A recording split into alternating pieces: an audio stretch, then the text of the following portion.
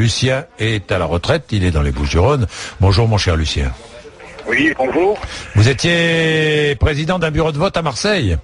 Oui, tout à fait. Bon Lucien, dites-nous. Donc voilà, donc vous avez actuellement un sondage qui est en cours sur RMC qui demande qui était le leader de l'opposition. Oui. Donc d'après vos premières estimations, Marine Le Pen arriverait avec 30% des... Voilà, est en tête, légèrement en tête, oui. Voilà.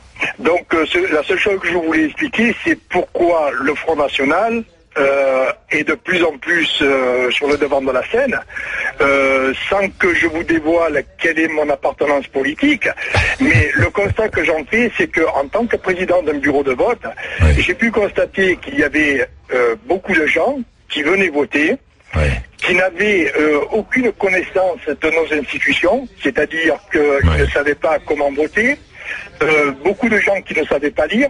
Donc il fallait qu'on leur dise où était le bulletin du candidat qu'ils avaient choisi. Ensuite, il y avait beaucoup de gens qui venaient et qui prenaient l'enveloppe sans aller dans les isoloirs. Alors quand on expliquait qu'il fallait aller dans l'isoloir, eh bien on vous disait non, moi je n'y vais pas parce que je veux voter ici. Donc vous avez beau l'expliquer. Donc des gens qui arrivaient avec des lunettes noires, quand vous demandez aux gens d'enlever les lunettes, on vous dit non, moi je les enlève pas. Donc si vous voulez, toutes ces choses-là font que je pense que le Front National prendra de plus en plus de voix. Ensuite, quand les résultats ont été connus, j'ai remonté la Canebière en voiture, et quand je suis arrivé devant le siège de l'UMP qui se trouve à l'angle du boulevard Garibaldi, heureusement qu'il y a un commissariat à côté, il y avait environ 300 individus qui étaient devant avec des bouteilles en train d'assiéger la permanence de l'UMP. Donc il est arrivé là-bas, que les CRS, la police. Donc je veux dire qu'aujourd'hui, je peux vous assurer que dans le bureau où j'étais, quand je voyais le nombre d'électeurs qu'il y avait 1190 inscrits, mais j'avais pas l'impression d'assister à une élection qui avait lieu en France, quoi. Oui, mais donc, Lucien, je comprends ce que vous dites, hein. Et d'ailleurs, moi je l'ai constaté aussi, Lucien.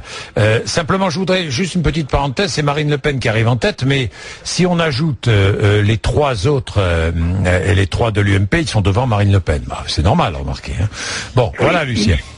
Tout à fait, oui, mais c'est normal que les trois de l'UMP arrivent en tête, rassemblés à trois. Oui. La seule chose, c'est qu'individuellement, si on avait mis que deux candidats, c'est-à-dire mettez M. Copé ou M. Fillon, et vous mettez en opposition Marine Le Pen, et vous verrez que le résultat sera le même. Ouais. Bon, donc si vous voulez, aujourd'hui, ce que je peux ressentir, moi, en tant qu'individu, c'est-à-dire que il y a des gens qui en France, et d'ailleurs je serai toujours président pour les législatives, je sais qu'il y aura beaucoup moins d'électeurs, et ces électeurs-là viennent voter uniquement parce qu'il y a eu des promesses qui ont été faites, et que ces promesses-là, on espère qu'ils seront tenues.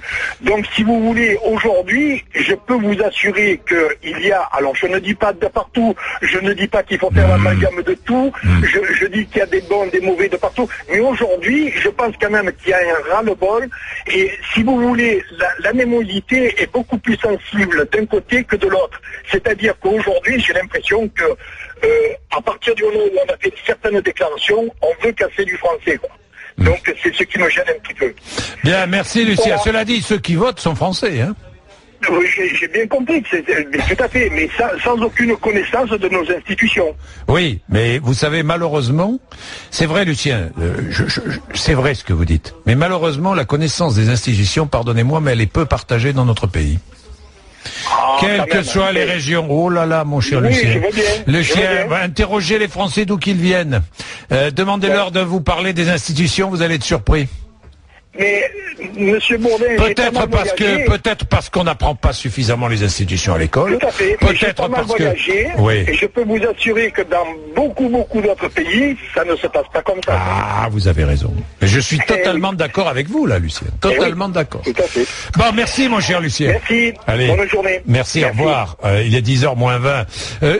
Ghislaine est dans l'Indre et va nous raconter ce qui lui est arrivé, ce qui est arrivé à son fils. Ghislaine, bonjour. Oui, bonjour Jean-Jacques. Oui, je vous appelle parce que je suis effaré par ce qui se passe en ce moment. Mon petit bonhomme qui a 11 ans est en CM2. Oui. Et il faut savoir que dans ma petite commune de 7000 habitants, je suis délégué des parents d'élèves FCPE. Donc la FCPE, ça a toujours été un petit peu à gauche. J'ai tracté pour monsieur le maire, pour ses campagnes, pour monsieur notre député maire, et pour la campagne de Hollande sur le marché de notre village, tout à fait gentiment. Donc j'ai rencontré plusieurs parents d'élèves et tout ça. Et lundi matin, mon fils est arrivé à l'école et s'est fait complètement prise à partie par 3 ou 4 gamins qui l'ont traité, qui lui ont dit ouais, ta mère elle doit être contente, les Arabes ils vont nous écraser tous, t'es content mais on va leur faire la peau. Et d'une agressivité pas possible, mon fils s'est pris un point dans la figure, les lunettes ont volé, les lunettes ont été cassées. Monsieur le directeur m'a appelé absolument affolé en me disant mais c'est une histoire de fou, ils ont 11 ans. Voilà où on en est rendu. Mais c'est pas des gamins, ces gamins-là, ils ont bien parlé parce que les parents avaient parlé.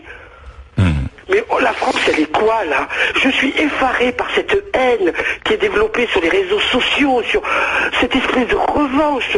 Mais c'est fou! Moi, écoutez, mon mari travaille très loin, il travaille à 25 000 km d'ici, quand je lui ai raconté, il était mais furieux. Il m'a dit, mais c'est pas possible. Je comprends, je comprends. On a déclenché une réunion de moi, parents j'aurais été d'élèves. furieux aussi, je vous le dis tout de suite. On a déclenché une réunion de parents d'élèves pour vendredi soir, parce qu'il faut expliquer aux parents, attendez, mais nos affaires d'adultes ne concernent pas nos enfants. Oui, mais les enfants, les enfants, qu'est-ce que vous voulez? Ils les retransmettent, ils retranscrivent ce qu'ils entendent à la maison. Mais ça, c'est sûr, Gisèle. Mais malheureusement. Il faut voir une chose, nous sommes dans un petit village, dans une petite sous-préfecture. Je peux vous dire que des Arabes, on les compte sur les doigts de la main. C'est un village rural, enfin. Mais on est où? Le Blanc. Oui, Marine Le Pen a fait 19%. Bien, merci. Je vous en prie. Merci Ghislaine de nous expliquer. C'est vrai que cette société française est violente, extrêmement violente dans ses positionnements, dans ses postures. Et il va falloir que chacun soit raisonnable, un peu de raison. Ça n'empêche pas de garder ses opinions, la raison.